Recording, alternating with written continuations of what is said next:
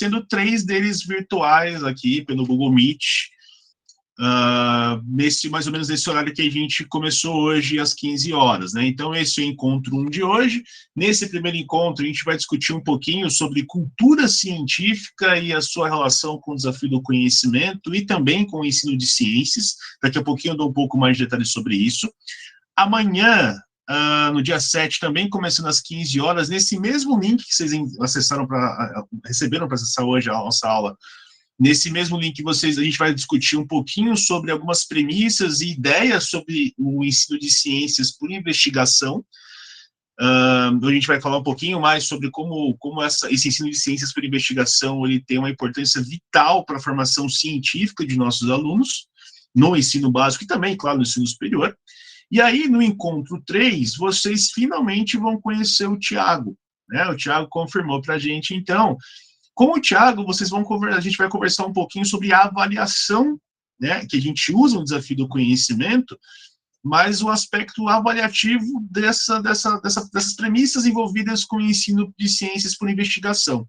Então, isso vai incluir, por exemplo, a avaliação pensando nas habilidades socioemocionais, isso vai incluir também algumas ideias de como fazer esse tipo de avaliação, quando você trabalha individualmente, quando você trabalha em grupos, então é um curso bem interessante, esse do Tiago, então ele vai trazer essas informações para a gente, especialmente sobre o aspecto da avaliação, que é o que a gente faz na segunda fase do desafio do conhecimento, tá? E o encontro 4, ele aconteceria virtualmente no nosso horário, né, no nosso horário das 15 horas, só que nós estamos em Copa do Mundo, né, vocês acabaram, devem saber agora há pouco, que o Marrocos conseguiu a sua classificação nos pênaltis, disputa de pênaltis só é legal quando é com os outros, então nós não teremos atividade remota virtual no dia 4, no dia 9, no quarto encontro, mas eu gravo essa aula para vocês e disponibilizo lá no Classroom, tá? E aí, lá no Classroom, inclusive, eu vou disponibilizar, o Thiago e também outras pessoas, vamos disponibilizar todos os materiais de referência desse curso e outros materiais de leitura, sugestões, enfim, então, o material do curso para que vocês possam também utilizar e receber e passar adiante, enfim.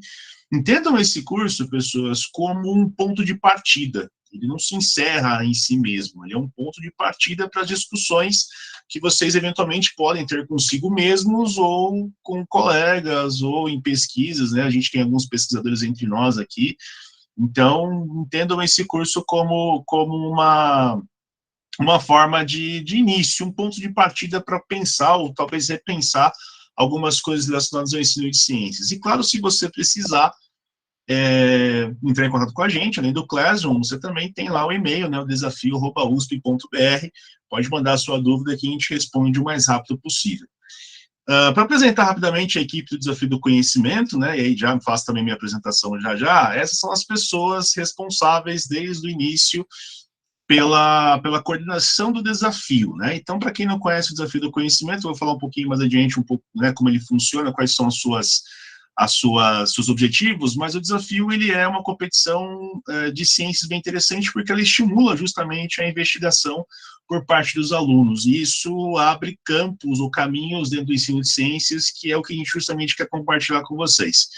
Então, aqui, como todos aqui, dessas pessoas que estão vendo na imagem, 4 são ex-alunos do programa, então eu, né, o Tiago, a Nadiele e o Expedito, nós 4 começamos o Desafio do Conhecimento ainda como alunos do PPGPE, nos formamos, terminamos o mestrado, defendemos tudo, mas continuamos ainda a lidar com o desafio e todo o desafio que existe para elaborar esse desafio, né? E é um desafio trabalhoso, mas é muito legal, especialmente quando a gente começa a coletar e discutir os resultados que ele traz. E aí, como docentes do programa que nos auxiliam, que nos ajudam, que nos trazem luz, ou que nos incentivam, ou que, enfim, nos guiam nesse caminho até hoje, tem o Chig, eu quero deixar um abraço para o Chig, e a Sandra, que está com a gente aqui também. Então, esses que abraçaram a ideia e, bom, nas reuniões intermináveis que nós tivemos ao longo da história desse desafio do conhecimento e que as coisas aconteceram. Nós também tivemos, nos últimos anos, o apoio do Teambolt, que é uma startup de avaliação socioemocional e também de auxílio a trabalhos em grupo, que nos ajudou muito, especialmente nos tempos em que nós tivemos com o formato 100% remoto, o desafio do conhecimento. Eu quero deixar um abraço também para o pessoal do Teambot. E já que estamos aqui, eu queria me apresentar, né, e prometo me apresentar só uma vez, mas acho que é importante falar sobre um pouquinho sobre mim, para você depois não alegar que está falando sobre um estranho. Né, então, eu tenho 35 anos, eu sou licenciado em Física pela Unital. Unital é a Universidade de Taubaté. Durante boa parte da minha vida morei na região do Vale do Paraíba, especificamente Campos do Jordão.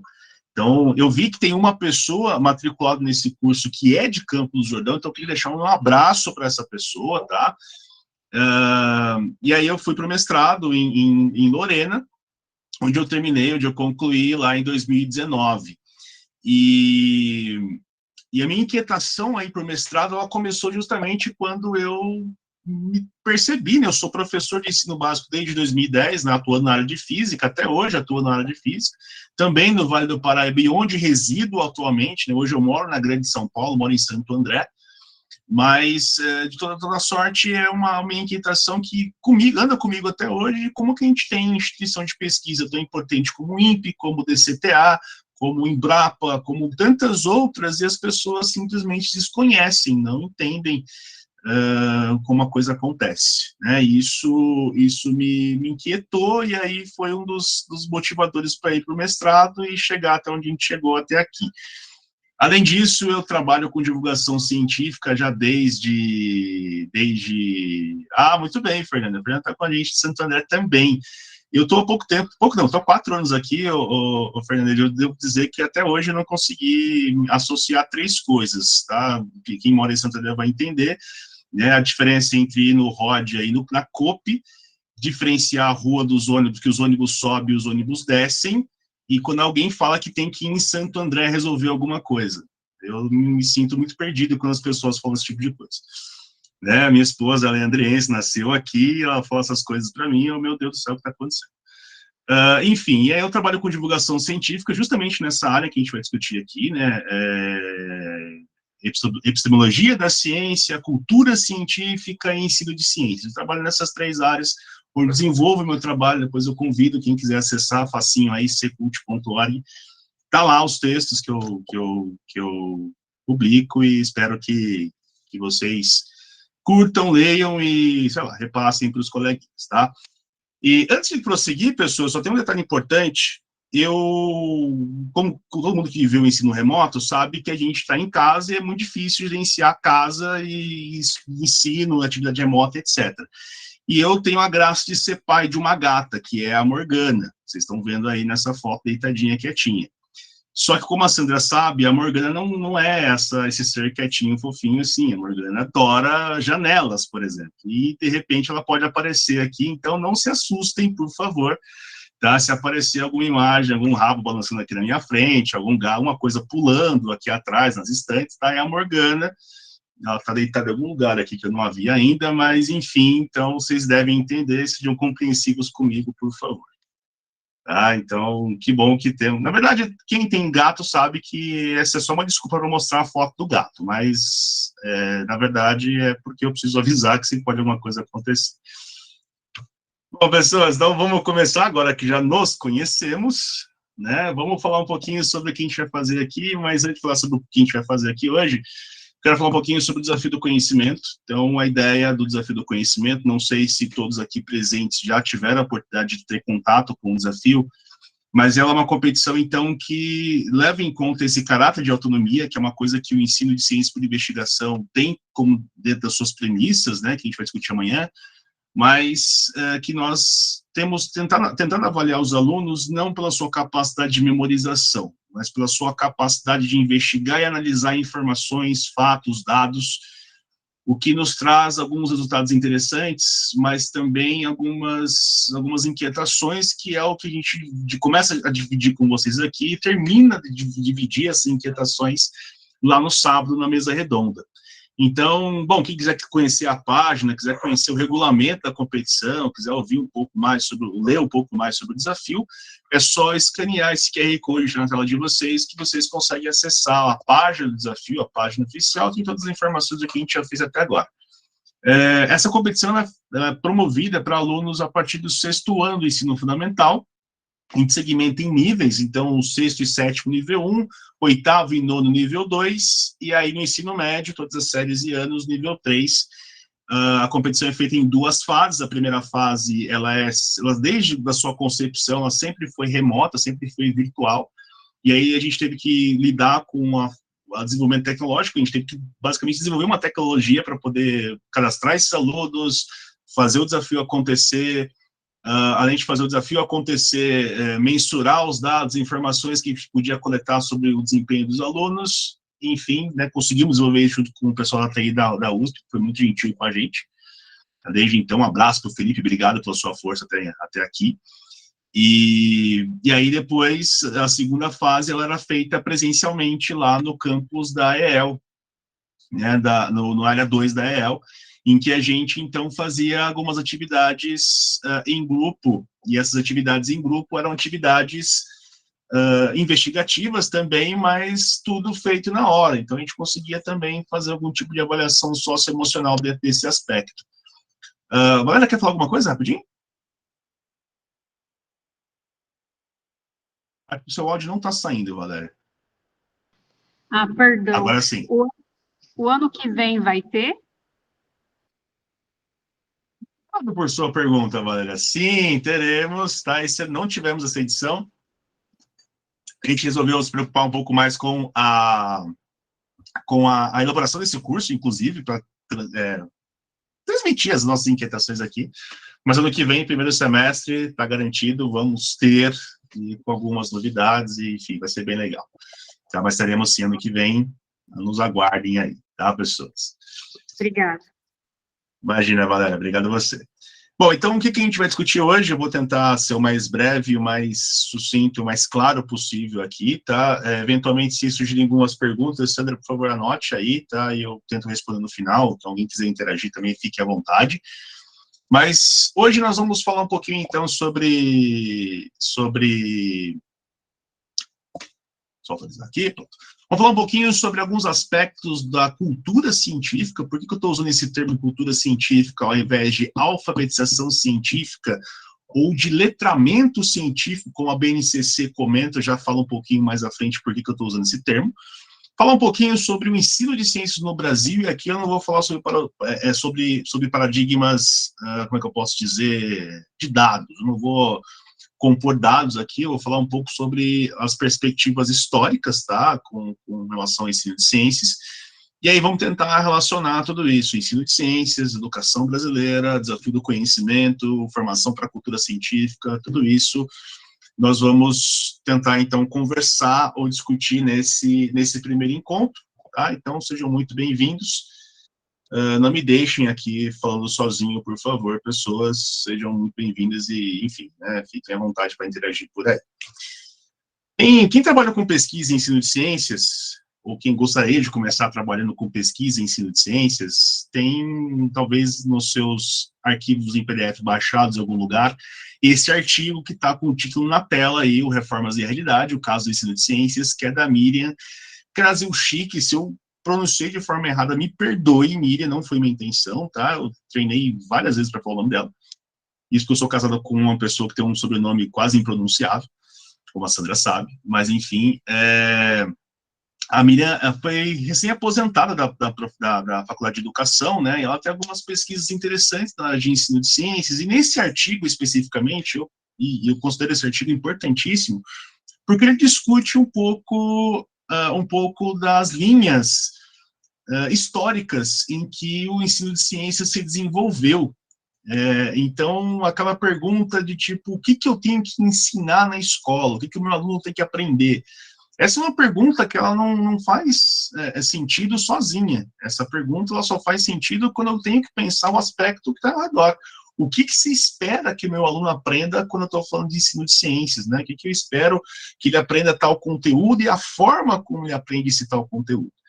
Então, alguns pontos de reflexão sobre isso, além desses dois que eu comentei, né, a gente pode começar a pensar, por exemplo, quando é que as tecnologias são bem-vindas em sala de aula? Quando é que celular é bem-vindo, o celular é mal visto? Por que existe certas modificações em termos de metodologias de ensino que parecem que avançam, a coisa muda um pouco, depois volta a ser o que era antes, depois muda de novo? Por que será que a gente tem essas mudanças interessantes e importantes que a gente tem que ficar um pouco ligado no que está acontecendo para não correr o risco de ter uma formação talvez inadequada para o nosso aluno? E essa tabela ela apresenta nesse artigo, né, esse artigo que foi publicado há 20 anos atrás e ainda muito atual, só talvez a gente precisa atualizar os últimos 10 anos, e especialmente desses 10 anos, os últimos 5, que inclui a pandemia, que acelerou muitos processos, mas basicamente se a gente perceber, as tendências de ensino não têm muita relação com as tendências sociais que a gente foi vivendo ao longo da nossa história, especialmente quando a gente começa a pensar lá nos anos pós-Segunda Guerra Mundial. Então, durante a Guerra Fria, a gente tinha a ideia de formar uma elite intelectual, né? Você tinha programas de ensino absolutamente rígidos, né? Você não podia modificar ou pensar muito fora daquilo. Uma coisa importante que a gente tinha sobre a concepção de ciência, que a ciência era uma atividade absolutamente neutra, então ela não prejudicava e nem ajudava ninguém, e também era feita sem qualquer participação ideológica de quem o praticava. Então, o cientista também era o cara mais neutro possível dentro desse contexto, né? E aí, algumas reformas foram sendo propostas ao longo da história, e essas propostas, na verdade, elas têm uma relação direta com as mudanças sociais. Se a gente comparar, por exemplo, com os anos 70, aí a gente começa um alto desenvolvimento tecnológico dentro da própria sociedade, aqui no nosso Ocidente, e aí a ideia, então, é a gente formar gente que consiga lidar com as tecnologias, e não necessariamente que a pessoa tem que começar a pensar sobre essas tecnologias. Ela não precisa ser capaz de lidar com elas do ponto de refletir sobre o seu uso, ela tinha simplesmente que pensar. É daí que surge um termo que eu uso assim com colegas, eu queria compartilhar com vocês, é que surge aquela concepção de escola como escolinha do professor Raimundo, em que você tem que basicamente responder informações que são memorizadas. Então, a sua capacidade de memorização ela é fundamental aqui, porque você tinha que saber memorizar facilmente os processos, você tinha que saber memorizar as informações, mas não tinha que refletir nem um pouco sobre isso. Então, vinha aquela informação do professor, os conceitos, conteúdos, você ia recebendo, e a sua capacidade, o seu aprendizado, inclusive, era medida a partir disso. Né? Só que, em termos de ciência, ou de implicação da ciência no cotidiano, a gente começou a ter algumas mudanças. E isso entre 60 e 70, mas principalmente 70 e 80. E que mudanças foram essas? Foi especialmente a percepção de que a ciência não era nem um pouco neutra, e que a ciência não tinha nem um pouco essa concepção, essa ideia, né, na prática, de que não influenciava em nada, né, que não tinha nenhum tipo de, por exemplo, de prejuízo, ou de dano, ou de problema para a vida das pessoas, né, e sim, a ciência tinha, especialmente quando a gente começou a se discutir o uso do DDT, né, como muitos aqui devem saber, ou né, devem lembrar dos tempos em que estudou sobre isso. O DDT foi criado para combater os mosquitos da malária, e de repente se percebeu que era um excelente agrotóxico, né, ou pesticida, só que ele contaminava o meio ambiente, ele trazia uma série de problemas para as pessoas e para o meio ambiente como um todo, e aí se começou a se discutir a possibilidade, né, a necessidade de que os cidadãos tivessem contato com esse tipo de informação, né, de saber que, olha, você vai ter acesso a esse produto, a essa tecnologia, só que ela tem esses riscos. Quem desenvolveu essa tecnologia foi tal cientista, tal pesquisa que realizou desse jeito. Então, a ciência deixa de ser uma atividade exclusivamente neutra, exclusivamente sem nenhuma nenhuma interferência na realidade, para que as pessoas começassem, então, a refletir sobre isso. Se você já ouviu falar sobre o famoso movimento CTS, é dele que eu estou falando, né? Hoje a gente chama de CTSA, né? Que é o Ciência, Tecnologia e Sociedade, outros já chamam de CTSI, que é o que inclui a inovação e assim por diante. E aí, quando chega nos anos 90, a gente tem um aspecto social, né? A grande chamariz do mundo, a Guerra Fria tinha acabado, e a gente começa, então, com a globalização. E na globalização você precisava, e ainda precisa, de um cidadão que não seja só capaz de memorizar.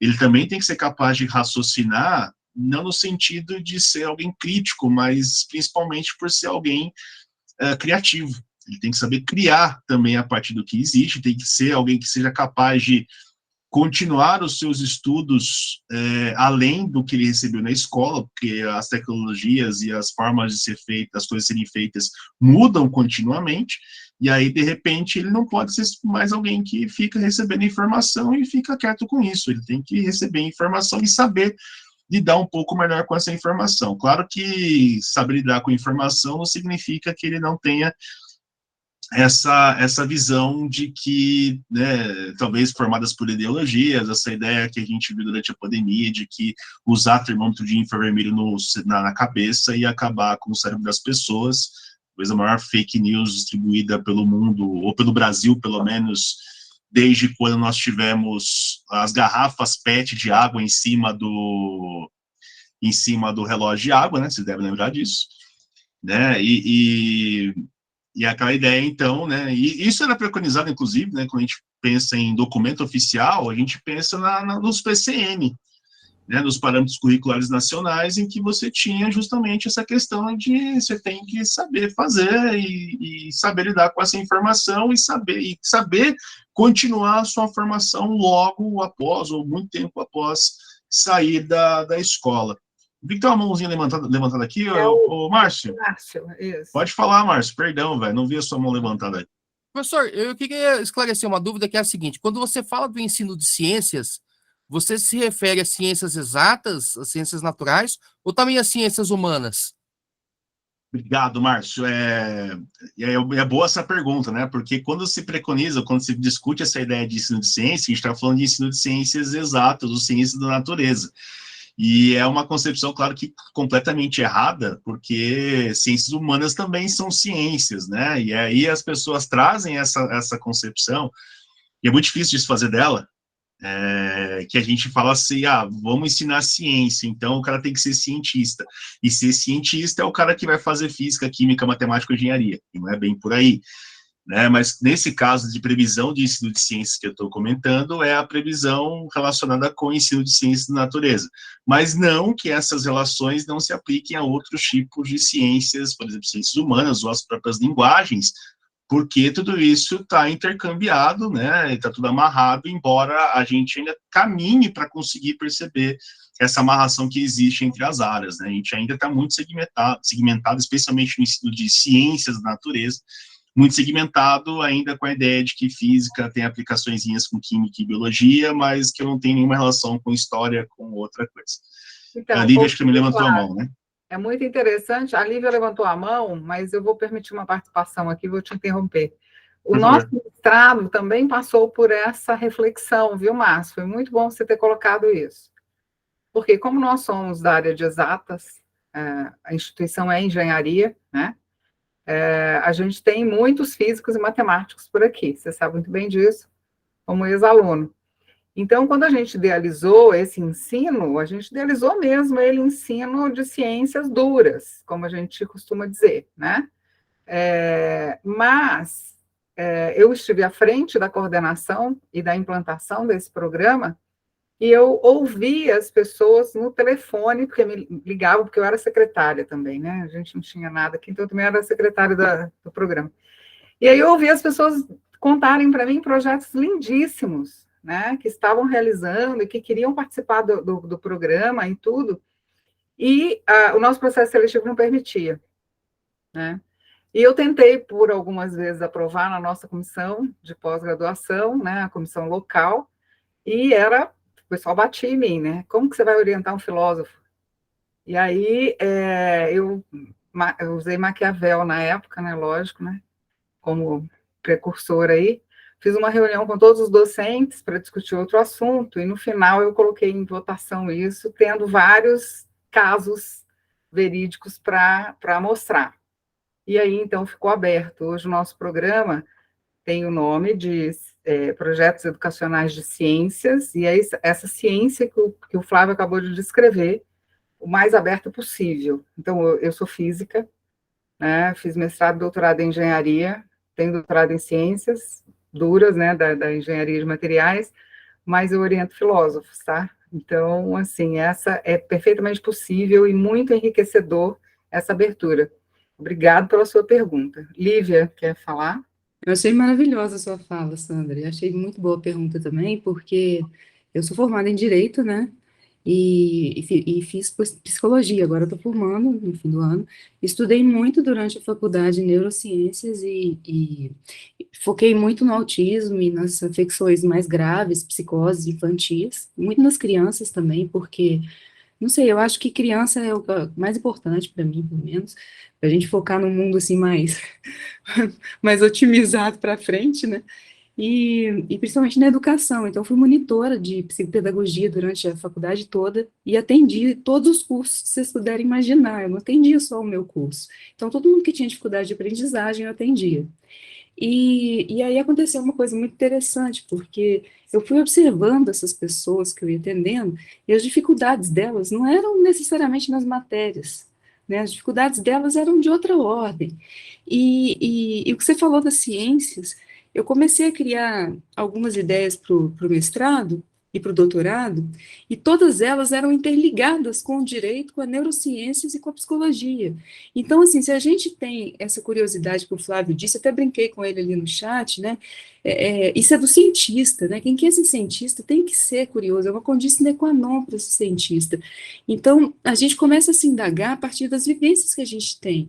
Então, eu me indaguei de vivências que eu tive da época de estágio antes da Lei Maria da Penha, no juizado criminal, o que eu via lá naquele estágio que já me instigava aos 18 anos, e o que eu vi nesses estágios de psicologia, com o que eu aprendi em psicologia e neurociências, e do jeito que o encéfalo funciona. Então, assim, as alterações que o cérebro da gente tem quando a gente vive determinadas coisas, e o que aquelas pessoas viviam naquela época, e o que tem acontecido depois que a Lei Maria da Penha entrou em vigor, que mudou a sociedade de uma certa maneira.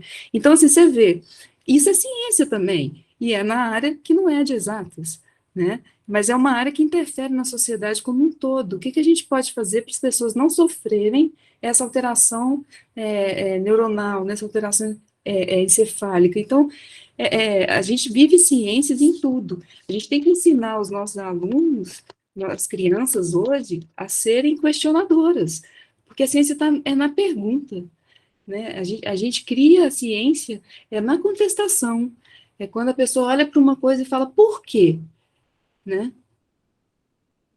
Ele assistiu eu montando as aulas de amanhã, só estou dizendo isso. Eu tenho certeza que estava aqui, Lívia, então, muito chato isso, tá? Deu spoiler da aula.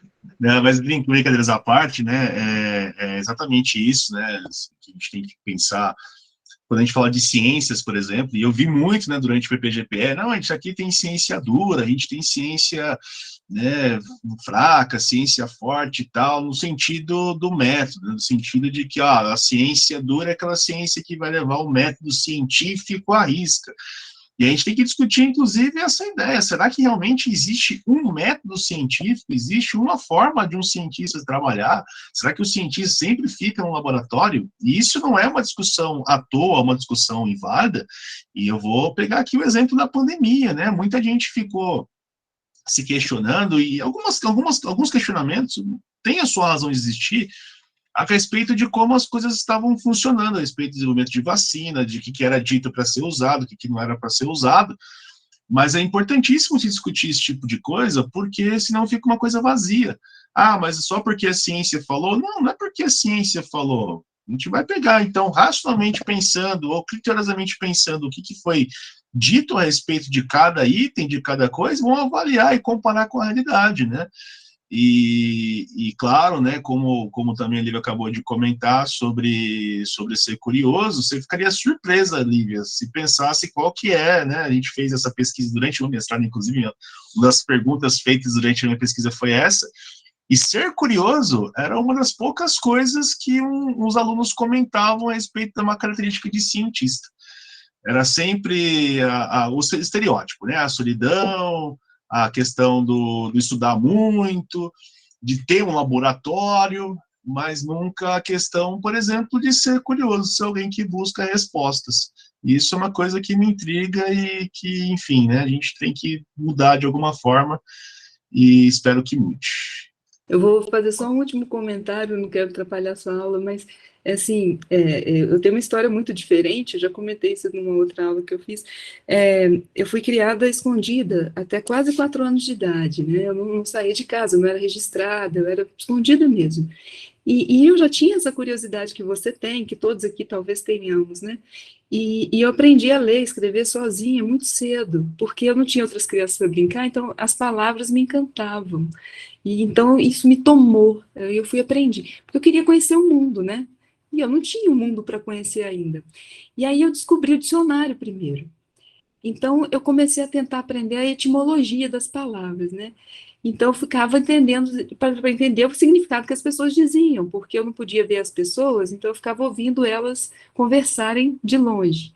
Se chegava alguém que dava tempo, eles me punham numa mala de couro e me tiravam da casa pela mala, para ninguém saber que eu existia. Era uma história muito estranha. E aí, quando eu ficava lá, eu ficava ouvindo as histórias.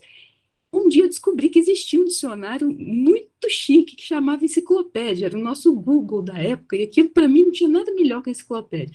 Eu entrava no armário escondida, porque na época a enciclopédia era uma coisa que criança não podia mexer, né? Era muito caro. E aí eu brincava de enciclopédia. Então, assim, meu mundo começou na ciência descobrindo as palavras, né? E aí eu fiz um laboratório. Isso que você falou, né? Eu fiz um laboratório e comecei a ser cientista de palavra, que não é exata, não é uma ciência exata, mas que para mim era um mundo na época, né? Então, assim, só um desabafo, assim, que ciência está em tudo. Não, perfeito, porque eu também comecei a minha entrada no mundo da ciência foi com as figurinhas do Chocolate Surpresa e com o Almanac Abril, né? Então eu também tive essa percepção. E aí, o que é legal nessa leitura e tudo mais, né? E até aproveitando a sua fala, né? Se alguém acha que não existe ciência ou método de ciência dentro da, sei lá, das linguagens, experimenta estudar linguística para você ver o que é. Tá? Experimenta você fazer uma análise de discurso para ver se não tem nenhum tipo de método, nenhum tipo de avaliação, de critério, enfim, de qualquer coisa que a gente possa fazer. Nesse slide que vocês estão vendo na tela, ele volta amanhã, tá? Mas, como assim contemporâneo? Todo mundo sabe o que é Barça aqui. Tem ninguém aqui que não saiba o que é uma enciclopédia Barça. É que você chegou muito assim, muito mais perto do nosso tempo atual, né? Eu sou lá da época da Barça, né? E que a gente não tinha em casa, a gente tinha que ir na biblioteca municipal, né, para consultar. Entendi, não, perfeito. E eu falei, opa, achei um contemporâneo. Né, então, mas enfim, esse slide que está na tela de vocês, então, de volta amanhã, mas eu quero propor hoje já uma reflexão. Eu usei mimeógrafo, não usei não, eu vi, né, eu senti o cheiro do álcool, mas não como professor fazendo o próprio mimeógrafo, mas enfim. Mas ele volta amanhã, esse slide, para a gente discutir, mas eu já quero começar essa reflexão agora, a gente começar a discutir ou pensar como é que as mudanças sociais e tecnológicas, elas geram mudanças naquilo que a gente propõe no que vai ensinar ou como vai ensinar.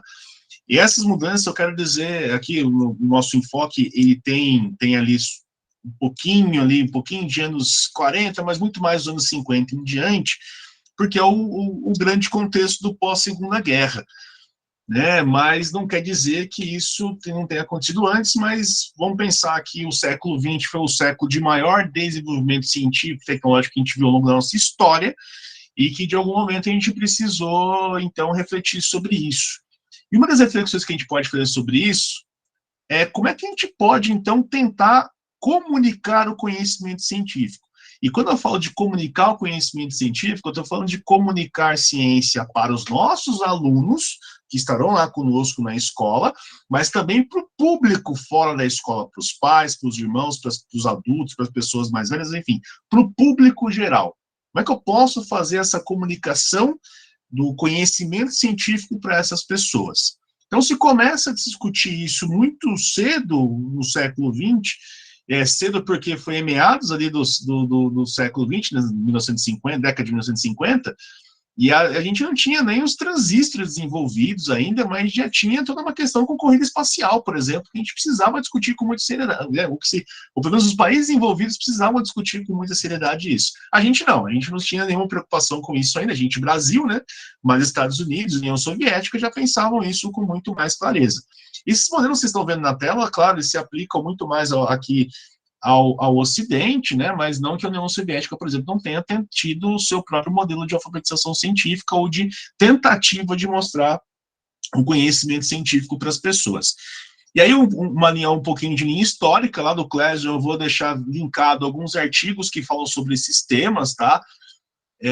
Isso vocês podem encontrar tanto no ensino de ciências como na pesquisa sobre divulgação científica. Essas linhas vão aparecer lá para vocês, mas a alfabetização científica, ela surge em meados de 1950 com a ideia, então, de, olha, a gente precisa transmitir conhecimento científico.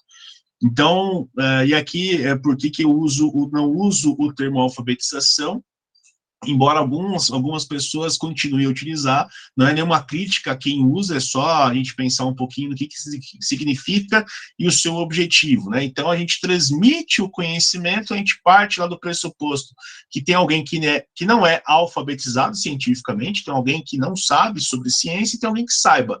Então, é papel desse que sabe transmitir o que esse não sabe.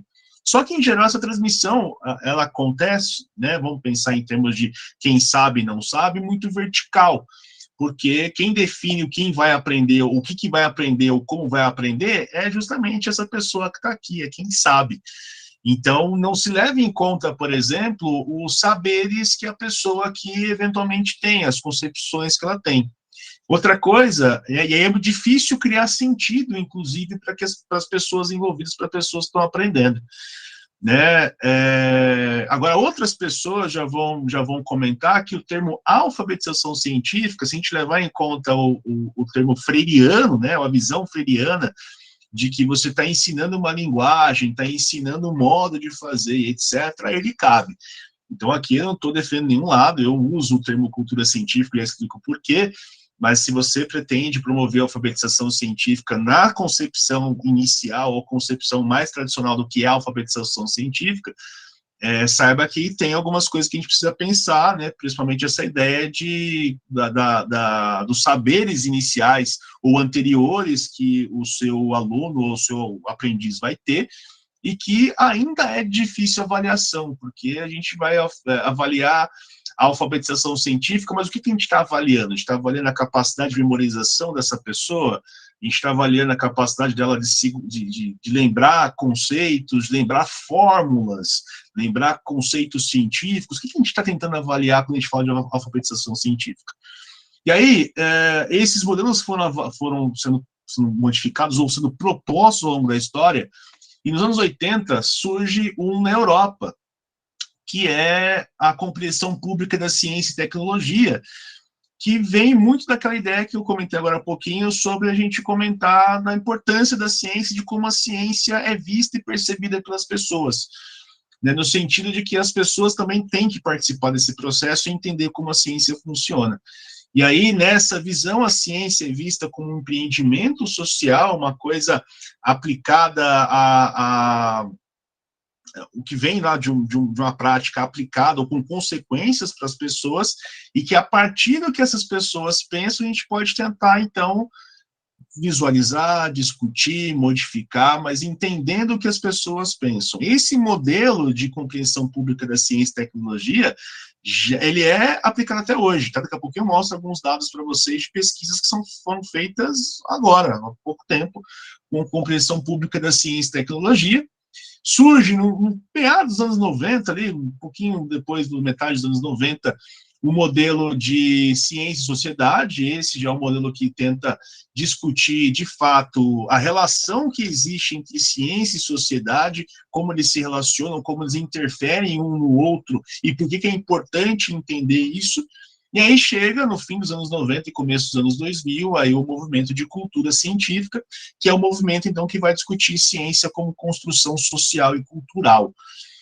Então, qual seria a diferença entre esses termos? Basicamente, a diferença, ou de propostas, enfim, são os seus objetivos sociais e até os objetivos pedagógicos, né? Porque quando a gente pensa em alfabetizar uma criança cientificamente, criança, por favor, entendo aqui do 6º, 9º ano e do ensino médio como um todo, é a gente pensar no que eu estou querendo ensinar. Então, se a gente está falando de alfabetizar uma criança, então eu estou querendo ensinar ela o que é a unidade do SI, eu quero ensinar ela o que é um conceito, o que é uma forma, o que é uma expressão, compreensão, eu quero entender o que essa pessoa entende como ciência, a partir disso começar a discutir outras coisas, enfim, isso depende muito dos seus objetivos. E quando eu coloco questão semântica, você que talvez pesquise ou queira saber um pouco mais sobre o assunto, existem discussões na pedagogia, né, na didática das ciências, que tentam, inclusive, discutir que o termo alfabetização científica, no português, ele está incorreto porque ele foi traduzido literalmente. Né? Ele, talvez, a tradução mais próxima, mais correta, deveria ser a literacia científica, que é o termo que a BNCC usa. Né? Se você pesquisar a BNCC, vou deixar os links lá também, para quem quiser, ele fala, né? A BNCC fala em literacia científica. Então, você tem vários termos, cada um com o seu objetivo, cada um com a sua aplicação. Tem questão de alfabetização científica que cabe muito bem para ensino, tem coisa de cultura científica que cabe muito bem para ensino, tem coisa de ciência e sociedade que cabe muito bem para ensino. É bom que você saiba as limitações, né, de cada um dos itens, de como elas funcionam, para que você consiga também entender melhor como que a gente pode discutir o ensino de ciência e ter a sua própria prática, né? Como você pretende ensinar ciências ou discutir ciências com os seus alunos, porque a sua visão, a forma como você enxerga o conhecimento científico, ela vai interferir na forma como você vai ensinar a ciência e como você vai avaliar essa questão de ciências. Bom, espero que seja tudo bem até aqui, tá? Se eu estiver falando muito, por favor, respirem fundo, eu vou continuar, mas prometo que acabo logo, tá? Mas, enfim, pessoas, como é que então surge essa ideia de cultura científica? É importante a gente pensar a cultura científica, e aí eu quero só abrir um disclaimer, acho que a Sandra vai lembrar. Quando eu entrei no mestrado, eu entrei falando sobre alfabetização científica, minha inquietação era discutir alfabetização científica. E eu saio do mestrado falando, a minha tese, a minha dissertação, perdão, ela tem o título, 2 vezes aparece cultura científica. Aí nenhuma vez aparece alfabetização científica. Aí por que eu falo um pouco mais sobre cultura e não alfabetização? Porque eu vejo a cultura, eu tento entender a ideia de cultura científica como uma ideia de abranger todos os aspectos do conhecimento científico, da formação do cientista, até como passando, né, pela interação entre os cientistas, passando como o conhecimento é validado pelos cientistas, como é que ele chega nas pessoas, e como a sociedade enxerga isso, e como que isso interfere na ciência depois, enfim, como um modo de fazer que tem suas práticas, seus ritos, todas as suas características que fazem da ciência o que é a ciência, né? Do mesmo jeito que você tem características que vão pensar, sei lá, na cultura judaica, na cultura futebolística, né, vivendo a Copa do Mundo agora, você também tem a ideia talvez, aí, de ciência como um todo, né, mas de pensamento de como a ciência funciona como um todo. Né? Então, eu trago esse conceito do Morin, né, o Edgar Morin, acho que é muito conhecido de vocês aqui, né, que vai tentar pensar com a cultura, então, como um conjunto de ritos, um conjunto de coisas que a gente pode caracterizar alguma coisa. E aí, quando a gente vai falar de cultura científica, existe também algumas tentativas de definição, e aí, de novo, a semântica do termo, porque você pode entender cultura científica como cultura da ciência, como a ciência é praticada, cultura pela ciência, que é fazer, então, as pessoas entenderem culturalmente como a ciência funciona, e a partir disso, começar a tomar partido, defender, ou pelo menos ter um entendimento maior sobre como a ciência funciona, e aí, a partir disso, começar a ser a favor das aplicações que a ciência possui, ou cultura para a ciência, que é simplesmente você socializar, você divulgar ciência, você comentar sobre ciência, mas sem levar em conta as outras duas coisas. Então, eu vou pensar aqui a cultura científica dentro da prática da ciência, mas pensando no que define a ciência e quais são os seus elementos de argumentação e como é que a gente consegue validar esse conhecimento. E aí, para isso, também tem esse trabalho bem interessante do Vogt, o Carlos Vogt. Ele é linguista, vejam só, foi professor, ele foi diretor da FAPESP durante muito tempo, e ele propõe, então, essa espiral, que é a famosa espiral da cultura científica, em que você, então, tem lá 4 quadrantes, né, 4 pedaços. Nesses pedaços você tem, então, quais são os atores, ou onde o conhecimento científico começa a se delinear para um interferir no outro. Então, no primeiro quadrante, você tem, basicamente, os cientistas, dando consigo mesmos dentro das suas práticas. Depois dessas práticas, a gente começa a levar para a formação, para o ensino de ciências, para cursos, para o próprio ensino superior, ou do ensino superior para um pouquinho, talvez, ali para o ensino fundamental, para o ensino básico, perdão, mas isso vai ser aplicado, de fato, lá no terceiro quadrante, que isso chega, então, como é que a gente chega com conhecimento científico lá para as crianças, para os adolescentes, como é que a gente pode... Deixa eu provar uma pessoa... Pronto. Como é que a gente pode pegar esse conhecimento científico e passar para as pessoas como um todo, e depois chegar lá no último módulo, no último quadrante, que seria a divulgação da ciência, que envolve também espaços não formais de divulgação científica, mas que a gente pode pensar também em espaços de ensino de ciências. E aí, à medida que essa espiral se desenvolve, ou seja, você apreende mais elementos de cada um dos quadrantes, né, essa compreensão aumenta. Então, por isso, uma espiral de cultura científica. Quanto mais você vai apreendendo, ela vai ampliando cada vez mais, né, e aí, numa sociedade, sei lá, culturalmente... com a cultura científica desenvolvida, você consegue entender o que acontece, ou como acontece cada um, ou como agem cada um dos atores nesses quadrantes. Então, você deixa, por exemplo, vamos pensar em termos de ensino de ciências, aqui só um pensamento rápido, você deixa de ter aquela questão de simplesmente, sei lá, eu vou formar um aluno para o vestibular, para você pensar que eu vou formar um aluno para que ele entenda como a ciência funciona, como o conhecimento científico foi avaliado, como que os cientistas validam os seus conhecimentos entre eles e como é que essa formação chega, né, para a gente não ter o risco de chegar com alunos não sabendo a diferença entre um mestrado e um doutorado, né, ou uma graduação, licenciatura, uma graduação bacharelado. Eu vou dizer que isso foi uma questão pessoal. Eu cheguei à faculdade sem saber nada, não sabia o que era um professor bacharel, um professor mestre, um professor doutor. E cheguei à universidade, consegui chegar e sair dela, mas é uma falha que eu considero grave, né, porque se você não sabe isso, você basicamente não sabe qual que é a formação e como ela acontece dentro do contexto da própria ciência, né, e isso é um risco para a gente não pode correr, especialmente numa sociedade que a gente vive, né, como já diria o Gerard Fourret, né, aquela sociedade tecnonatural, aquela sociedade que você não consegue desassociar o conhecimento científico da sua vida, tá? E aqui só rapidamente, só para comentar rapidinho, o que seria elementos da cultura científica, né? O que seria elemento que poderia me permitir caracterizar a cultura científica do contexto da minha sala de aula, do âmbito de sala de aula. Esses autores, né, o Reid e o Hodgson, 93, eles propõem, então, uma série de elementos, eu vou colocar esse artigo também lá no Classroom de vocês, mas uma série de elementos que podem nos ajudar a tentar caracterizar esse tipo de cultura e tentar avaliar esse tipo de cultura na formação dos nossos alunos. Então, por exemplo, né, ele separa em 3, eu coloquei em 2 para ficar mais fácil de entender, mas teóricos e epistemológicos.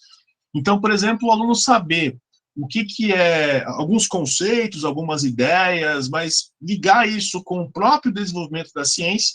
Se eu pegar da física, por exemplo, eu vou pegar o exemplo da gravitação. Então, o que é a ideia da gravitação universal desde Newton até chegar agora à teoria da relatividade do Einstein?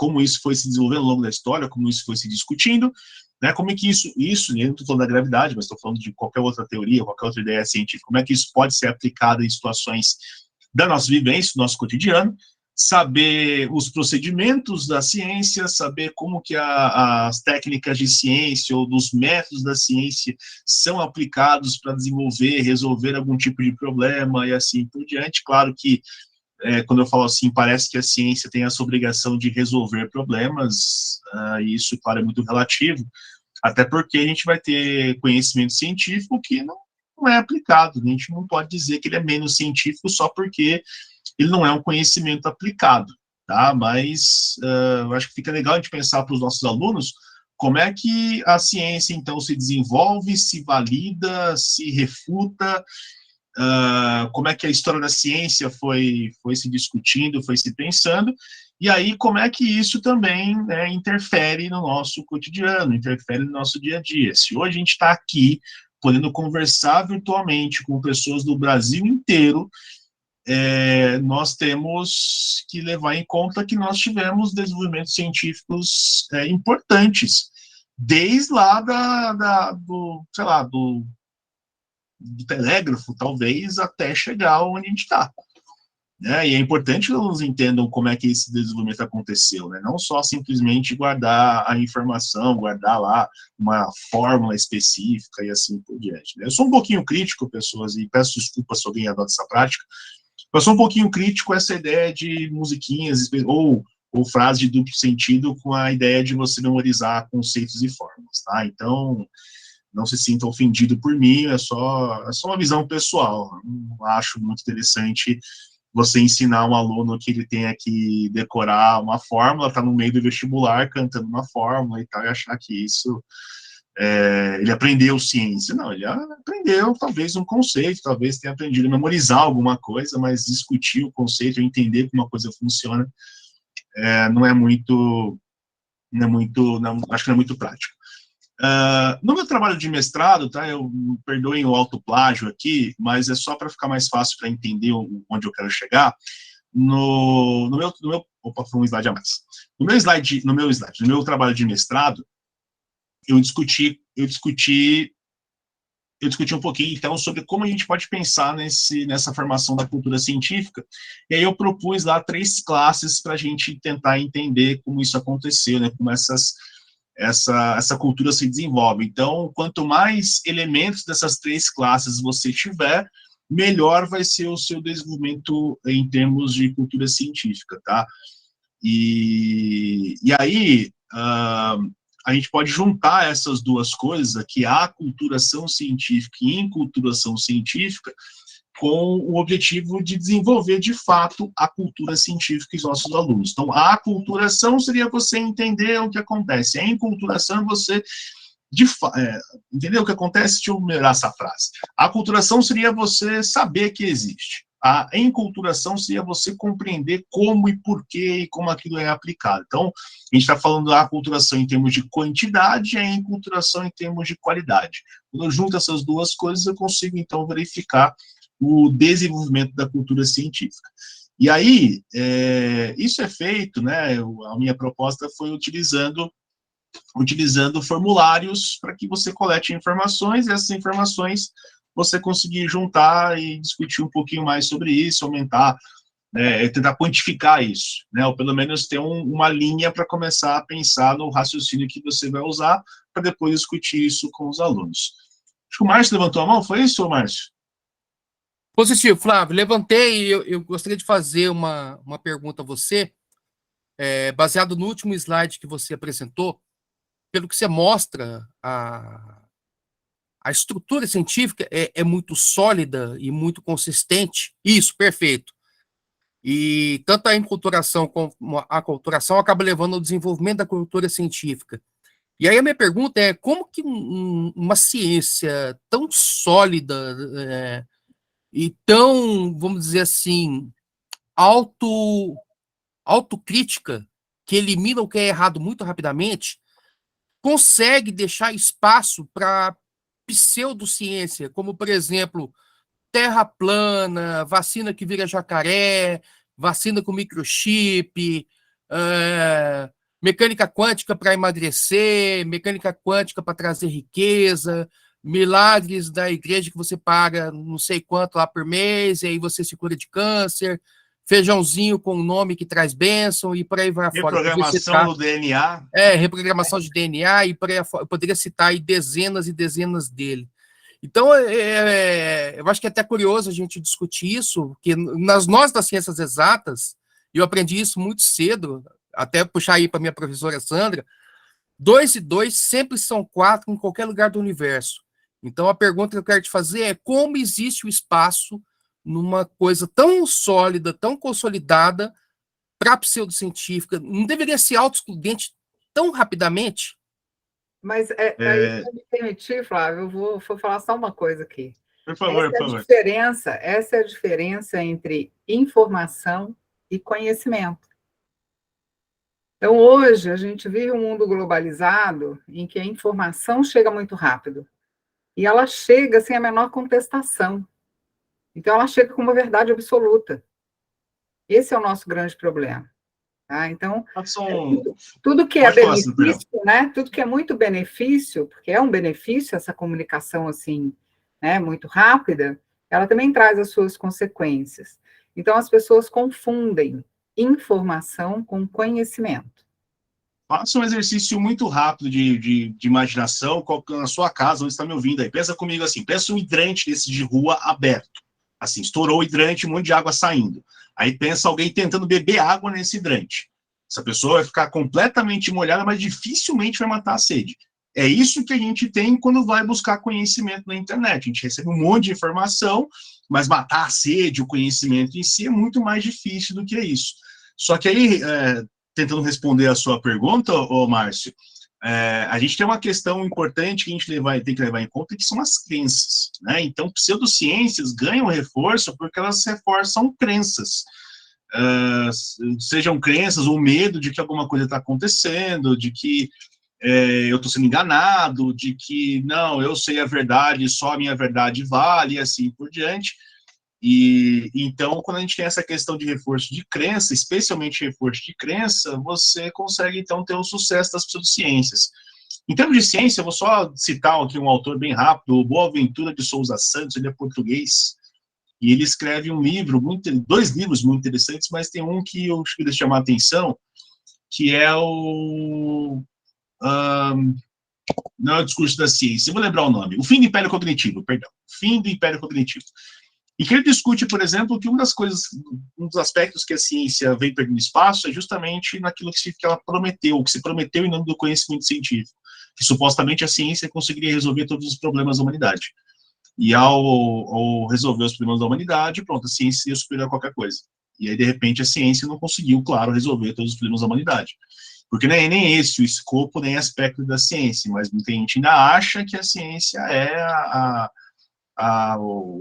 a solução final, né? Não é, ela é uma das soluções que nós temos para os problemas da humanidade, mas a gente tem que levar em conta que ela é uma construção social que tenta mitigar os seus erros, diferente de pseudociências ou de práticas protocientíficas, que não levam em conta essa mitigação de erro. Elas não levam em conta a eliminação, por exemplo, eliminação de erros ou coisas do tipo. Então, eu não sei se respondi muito bem a sua pergunta, Márcio, mas é muito essa questão da crença como ferramenta. E aí você pode pensar que esse fortalecimento de crença, ele pode acontecer, por exemplo, por intenção. Alguém quer jogar isso como manipulação, como social, econômico, ou por algum outro tipo de interesse, e você querer fazer esse tipo de coisa, né, para angariar a famosa massa de manobra.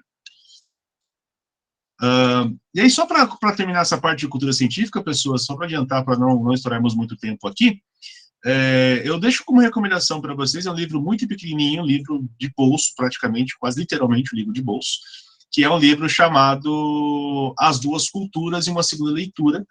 É um dos livros mais chocantes que eu li durante a pós, de tão fino que ele é, mas ele é um livro muito interessante porque ele discute justamente essa dicotomia que a gente tem entre duas culturas, né, de que assim, o mundo tem que ser dividido entre ciências exatas e ciências humanas, e que eles não podem se relacionar uns com os outros, e que isso era um absurdo, isso de fato é um absurdo. E o quanto isso atrasava o próprio desenvolvimento do conhecimento científico. Então, quando a gente fala de cultura científica, voltando lá na pergunta do Márcio, lá no começo da nossa aula e agora e tudo mais, né? Quando a gente fala de cultura científica, então a gente está falando de cultura que abrange outras formas de cultura dentro da própria ciência. Então, não posso falar de cultura científica levando em conta que essa cultura científica é só a cultura de ciência exata. Não, é ciência exata, ciência humana, linguagens e qualquer outro tipo de ciência que possa aparecer, aplicada ou não, né? E aí, por que é importante entender isso, né? Onde ganha significado essa ideia da cultura científica e de formar para a cultura científica? Essa frasinha que eu coloquei no final, que não é minha, é do René Thorne, um autor francês. É cientificamente culto aquele que, diante da notícia de um sucesso científico recente, é capaz de avaliar a sua amplitude real e de descontar a parte do exagero demasiado frequente com o qual os periódicos de vulgarização e, às vezes, as próprias publicações científicas anunciam a importância de uma descoberta. Então, basicamente, você conseguir desenvolver uma espécie de ceticismo saudável da ciência. E quando eu falo ceticismo saudável da ciência, não estou falando de negação. Eu estou falando de você conseguir pensar por si mesmo, a famosa autonomia a respeito do próprio conhecimento científico. E por que isso é importante passar para o meu aluno? Por conta disso. Porque quando você faz isso, quando você tem a sua base científica, quando você consegue associar aprendizado senso crítico, quando você consegue aplicar o conhecimento, quando você consegue explicar o mundo, você consegue, então, ampliar os horizontes que você não tem sobre a própria existência. Ela não fica mais fechadinha numa coisinha só e você consegue, então, aumentar esse tipo de coisa. No caso, aumentar o conhecimento, a compreensão do mundo, né? Quando a gente fala de formação da cultura científica, isso tem previsão nos documentos oficiais, e aí a gente volta um pouquinho lá nos termos que eu falei agora há pouco, né? O PCN, por exemplo, ele fala de alfabetização científica, a BNCC fala de letramento científico. Se a gente pegar os objetivos que cada um tem dentro dos seus documentos, das suas frases, né, das suas previsões legais, vocês vão ver que tem muito a ver com a ideia de formação de cultura científica. Mas isso, de fato, começa a aparecer na legislação brasileira a partir de 96. Vejam que em 96 a gente está vivendo a era da industrialização no Brasil, de adoção de tecnologia, chega a internet, chega um monte de coisa, e aí a gente precisa formar, então, alunos que sejam capazes de lidar com esse monte de coisa. E, de repente, 20 anos depois, aí 20, 25 anos depois, a gente é atropelado por uma pandemia que exige que você saiba trabalhar sozinho, que você saiba estudar sozinho, que você saiba ficar no conforto da sua casa, ou não seja o conforto, mas ficar de frente com o computador e ser capaz de, por exemplo, de buscar respostas por si mesmo. E aí uma crise que a gente viveu durante a pandemia, que quem foi professor de ensino básico deve ter percebido, é que nós tivemos uma grande epidemia de plágio, né, de cópia de resposta, de busca de resposta, disso, daquilo, e enquanto a gente precisa mudar urgentemente também essa ideia, essa concepção de aprendizado, de avaliação, de cultura escolar, de que você não aprendeu nada só porque você conseguiu fazer um Ctrl+C, Ctrl+V de uma resposta, tá? Eu vou deixar essa atividade por conta do tempo, pessoas, não vai dar tempo de fazer ao vivo com vocês, mas eu vou deixar essa atividade aqui. Essa é uma ferramenta de brainstorm, tá? É uma atividade que vocês podem fazer quando precisar fazer algum brainstorm ou compartilhar alguma informação com quem quiser, no Mentimeter, que você pode gerar lá no site, né, mentimeter.com, você gera um slide em branco e as pessoas que têm esse link ou o código, como esse que está aí na tela de vocês, digitam termos e palavras ou associações com aquilo que você fez a pergunta e depois você só verifica o resultado. E aí o legal é que quanto mais informações ou mais palavras parecidas ou exatas forem aparecendo, ele vai formando uma nuvem de palavras e aí os termos vão se juntando, vão aumentando. Então eu estou muito curioso para ver o que vocês associam com cultura científica. E aí amanhã, hoje à noite, quando eu voltar lá no Class, eu dou uma olhada, ou amanhã eu compartilho o resultado com vocês para a gente dar uma olhadinha. Eu deixo, claro, essa atividade depois lá, explícita e explicadinha, com link, tudo bonitinho, para vocês poderem acessar, tá bom? Eu vou pular aqui, porque senão vocês vão ver a imagem que eu coloquei como spoiler, tá? Bom, sobre o desafio do conhecimento, né? Então, só para já chegando no fim da minha fala aqui, pessoas, a nossa ideia é, então, sair dessa concepção puramente conteudista, em que a gente tem o ensino de ciências focado em fórmulas, focado em fatos, focado na sua capacidade de memorização e pouca contextualização.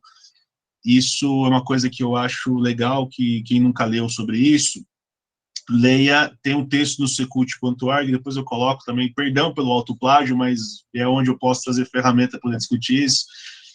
É um texto do Richard Feynman.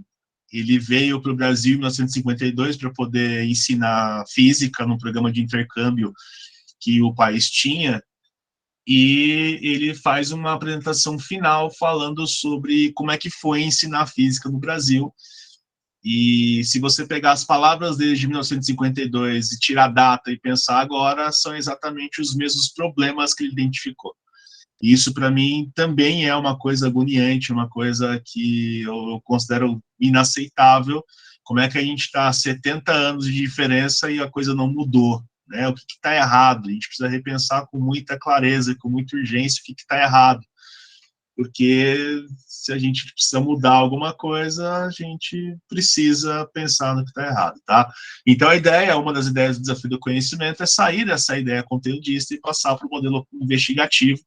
Então, dentro de cultura científica, ou pensando em cultura científica, é pensar na capacidade de investigação que você tem nas perguntas e desafios, passar para a pesquisa efetivamente feita sobre as informações, dados e etc., passar, então, para discussão entre pares, porque os alunos podem conversar entre si, tá? Ou podem conversar em grupos, ou com os familiares, e isso já gerou histórias muito deliciosas de como nós participamos em jantares e almoços e reuniões de família, ou como unimos famílias em busca de resultados, e isso foi muito legal saber, embora eu tenha certeza que alguém xingou minha mãe no meio do caminho, mas acontece, e depois verificar, e a verificação nesse caso seria você conferir a resposta para ver se bate com aquilo que se esperava, ou pelo menos você saber lidar com os erros, que é uma coisa que a ciência também possui.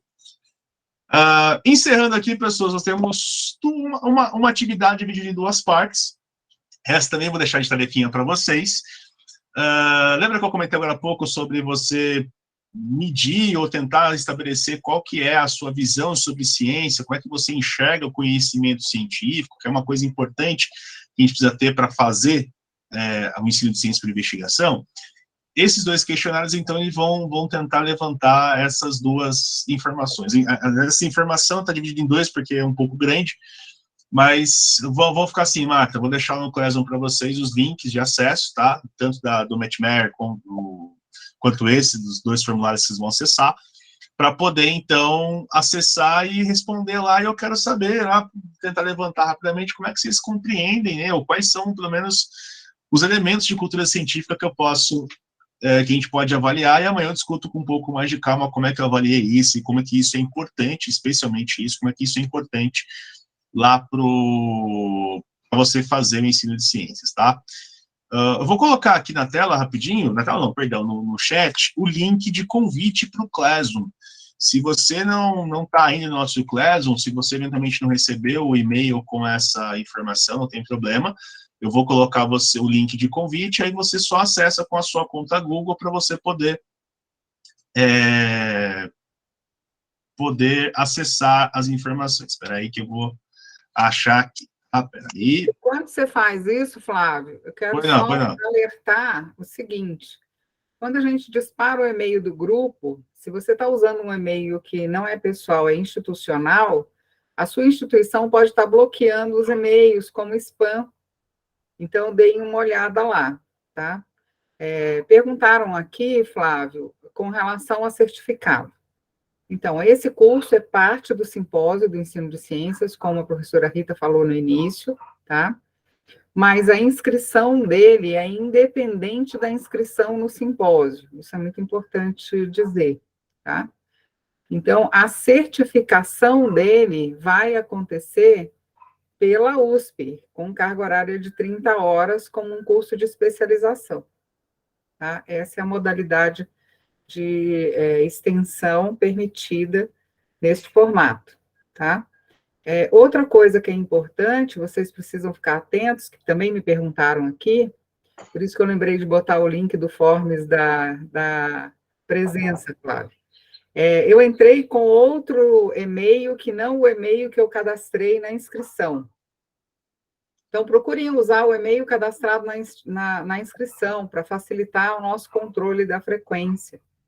Porque alguns têm aí oscilação, já tiveram que sair, né? Então, a gente também confere com o que o Meet vai gravar e mandar para a gente, os nomes, tá? E aí a gente tem que lançar nesse sistema, senão vocês não terão direitos ao certificado. Aí, gostei muito aqui de comentários, Flávio, de que, eu botei aqui só numa janela para preencher meu tempo, mas estou adorando esse curso. Foi muito bom. É muito bom a gente conseguir atender a expectativa. É lógico que hoje é mais introdutório, nós estamos aqui meio que num bate-papo, mas eu tenho certeza que surpresas virão, né, Flávio? Aguardem. Certamente. Fiquem tranquilos com relação a isso. Vocês vão ter algumas atividades para desenvolver, tá? Talvez algumas que fujam um pouquinho. Aquilo que geralmente as pessoas comentam como tirar da caixinha, né? Sair da zona de conforto e tal, mas eu espero que, enfim, que vocês se divirtam e, sobretudo, se divirtam. E não esqueçam que um curso como esse é uma troca de conhecimentos. Então, a ideia é justamente essa, trocar conhecimentos. Certo? Pergunta às pessoas, alguma coisa que vocês queiram comentar, sei lá, não sei se foi bom, ruim, ninguém quer comentar se gostou, se perdeu 2 horas do dia. Eu vou falar, que eu falo muito, então... Eu fiquei encantada com você, sério, fiquei encantada com vocês, com o programa, achei muito bonito o que vocês fazem, de oportunizar para pessoas que têm menos condições de acessar o conhecimento, né, como pessoas, assim, que já cresceram num ambiente de oportunidades, né, e que às vezes se sentem menos capazes e não são. Eu trabalhei em escola, fiz estágio em escola, conheci crianças inteligentíssimas e super capazes que se julgavam inferiores por causa disso, e a gente conversa com elas e tudo, e até convencê-las de que não é uma questão de ser menos inteligente, né? É difícil, é um caminho longo, e vocês, fazendo um programa dessa natureza, mostram para ela do jeito mais bonito, né? Porque mostra elas fazendo, né? Participando de um concurso, participando de uma competição, né? Entre elas, entre pares, né? Não é uma competição desleal. Assim, fazendo trabalhos, a gente vê a disparidade de escolas, né? Assim, mostrando para os colegas, quando os colegas que acabam de entrar para a faculdade, eu gosto de fazer isso, mostrar a escola particular, o ambiente escolar, mostrar as fotos da escola mesmo, do ambiente, e mostrar uma escola pública. Minha mãe sempre trabalhou na escola pública, então é fácil. E aí, assim, é totalmente diferente. A sala de aula da escola particular tem poucos alunos, cadeiras bonitas, aquele tanto de coisa colorida, tem vários ambientes para eles, e aí eu mostro a escola pública, né? Então, assim, o que eles têm acesso é menor, eles têm menos estímulo.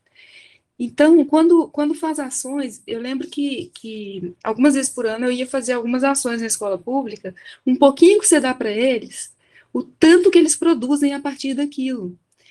E eu fazia uma tenda eu fiz um curso eu não acredito em nada disso, mas eu fiz um curso para pôr carta, né, como é que chama isso, de cartomante, e de 6 meses o curso é difícil.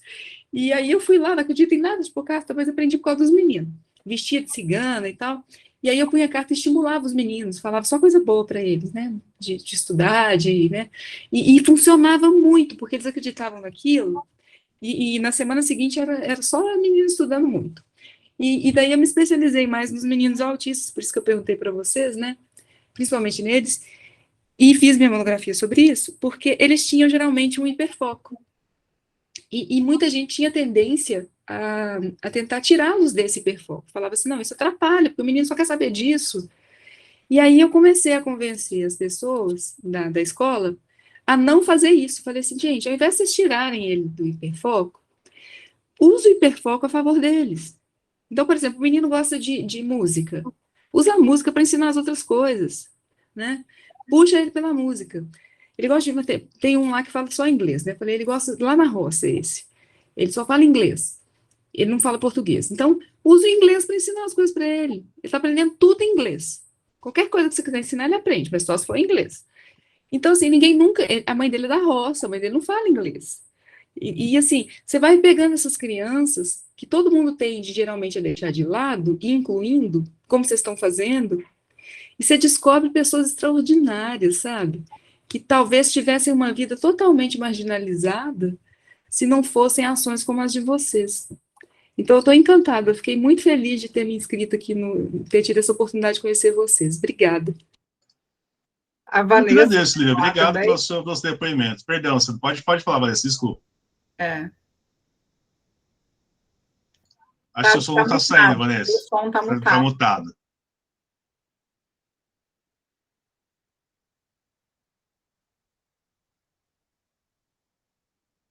Acho que você consegue ajudar ela a abrir, Flávio. Deixa eu ver se eu consigo. Eu não consigo abrir o microfone dela. Tá saindo? Agora sim, agora sim. Não, eu queria dizer que eu me senti super acolhida, assim, mesmo porque vendo pessoas de tantas profissões diferentes, porque eu me encantei muito pelo curso. Quando eu vi que a investigação sobre ciência, eu amo a ciência, acho que de paixão, né? Eu sou psicóloga, então a gente fica vendo como uma coisa não pode mexer com a outra. Por exemplo, eu sou psicóloga e pedagoga, e fiz biologia, mas eu não exerço essas profissões, eu sou dentista. Perfeito. Faço pela ciência, falo que faço porque gosto. Eu estou até no consultório, parei todos os meus pacientes para vir aqui e prestar atenção no curso, porque eu achei que eu ia aprender muito, estou aprendendo mais, e é um encanto ver tantas pessoas de formas diferentes, porque a gente já pode aprender com outras profissões e outras coisas, como é enriquecedor a gente sair da nossa zona de conforto, sair daquilo que a gente só sabe, saber que a ciência, ela é unida, e não ela é isolada. Não, você é psicólogo, então não pode entender, ou pedagogo não pode entender de matemática.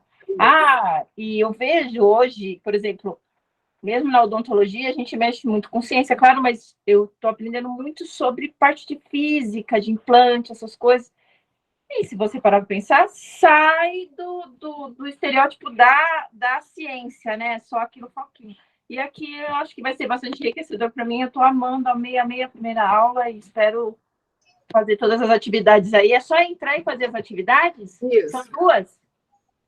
Por enquanto são 2, eu vou colocar no Classroom, tá bom? Tá. Aqui no link, o Valério já aproveita no sua postagem, só tem, por enquanto, para responder o formulário de presença. No Classroom, eu vou colocar depois os links que eu prometi colocar aqui da atividade e também as referências para vocês seguirem por lá, tá bom?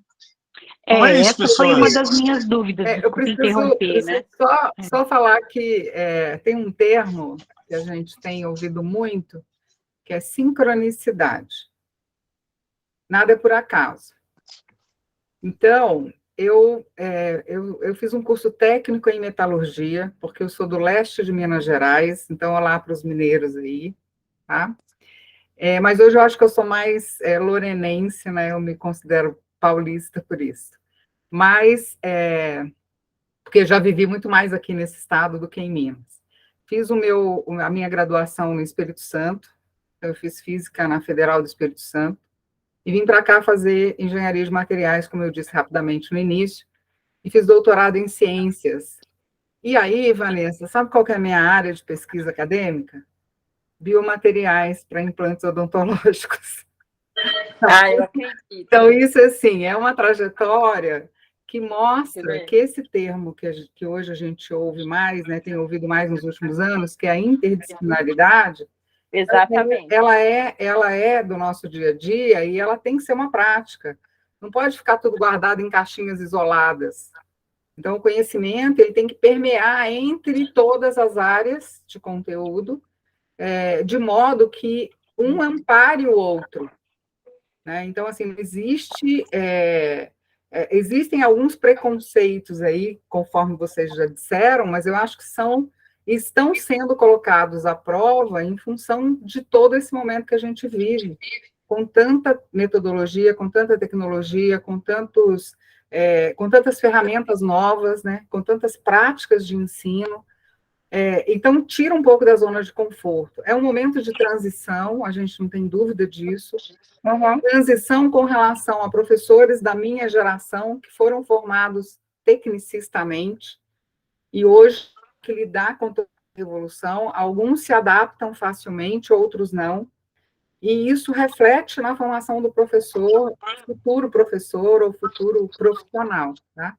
Então, é só a coincidência de você dizer que você é dentista e eu, sendo física, também tenho essa aproximação aí com a área dos implantes. Eu faço um curso, Sandra, professora Sandra, da Josefa, de elementos finitos, não é Josefa?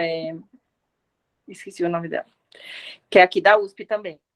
E eu entrei e falei, bom, eu tenho o gosto pelo conhecimento, né? Assim, no começo, porque é muito engenharia, é só engenharia. Só engenharia. É um curso que é só engenharia. É para mexer com elementos finitos no software, que chama, acho que Born, no limite, uma coisa assim. E é muito interessante para você, assim, que mexe, eu não sei se você a conhece, mas é muito legal, eu te recomendaria, é muito legal, professora. Tá ótimo. Tá, obrigada. Obrigada, viu? Keila? Eu só vou falar de duas coincidências. A senhora de leste de Minas de Ipatinga? Timóteo. É ali grudadinho, cara. Uma das coincidências. E o interessante é que eu estou vendo a fala de vocês e com meu filho do lado. E a gente, quando tudo... A fala da senhora me caiu muito bem dessas questões de coincidência. A gente vai fazendo, a gente vai tentando. Hoje, eu tenho 47 anos, eu estou fazendo um mestrado profissional em ensino de biologia em rede nacional, e como é difícil a gente... Perdão de interromper, eu vou só interromper a gravação aqui, tá, Sandra? Eu vou precisar sair, Isso. mas eu vou deixar aqui, tá? Quem quiser sair, pode sair, eu vou ficar aqui batendo papo com quem quiser. Mas, gente, eu queria só agradecer muito, muito pela participação de vocês, pela presença de vocês. Perdão, viu, Keila? Só vou encerrar a gravação aqui e fiquem à vontade para trocar ideias, tá bom? Pode sair, vamos, bola para frente. Amanhã tem